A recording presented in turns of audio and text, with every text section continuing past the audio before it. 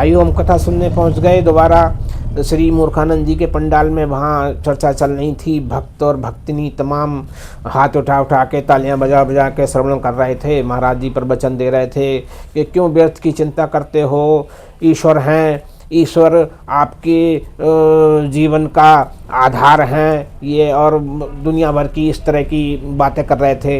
हमसे नहीं रुका गया। हमने कहा आप ठीक कह रहे हो प्रभु, वो महाराज जी कि ईश्वर, कोई ईश्वरीय ऐसी शक्ति है जिन पर श्रद्धा होनी चाहिए, विश्वास होना चाहिए, उन्हीं के बल पर ये सब कुछ चल रहा है, ये सत्य है।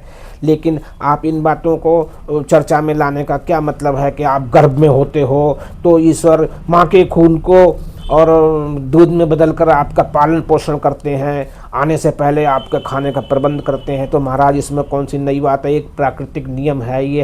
हर जीव का जीवनचर्या, जीवन संरचना ये अलग अलग है। कोई पानी पी के पानी में जन्म लेता है, कोई अंडे में जन्म लेता है, कोई कहीं जन्म लेता है। हर बात को आप इस तरह से जोड़कर और क्यों समय पास करते हो, क्यों ये तालियां बजा बजा के लोगों के लिए कुछ अच्छी बात बताया करो। मानते हैं ईश्वर हैं, ईश्वर की शक्ति है, उसी से सब कुछ चल रहा है। लेकिन इन बातों का हर समय क्या अर्थ है कि भाई, और अगर इतना ही सब कुछ है, ठीक है मानते हैं ईश्वर हैं, ठीक है मानते हैं, लेकिन बच्चा पैदा होते ही उसकी मृत्यु हो जाती है, उसका क्या कारण है? तो हमें पता है आप क्या कहोगे।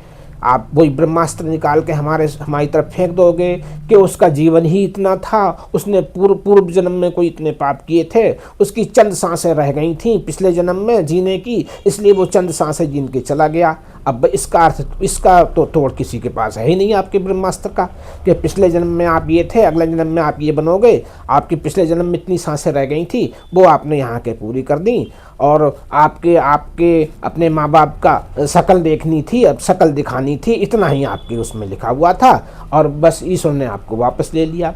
तो ये ब्रह्मास्त्र कब तक चलेगा? कब तक इसमें लोगों को फंसाते रहोगे? हाँ, बस इतना ही हम बोल पाए। महाराज जी फिर तमतमा गए, उन्हें गुस्सा आ गई, उन्होंने वहाँ से नारियल फेंक के मारा, हमारे यहाँ लगा।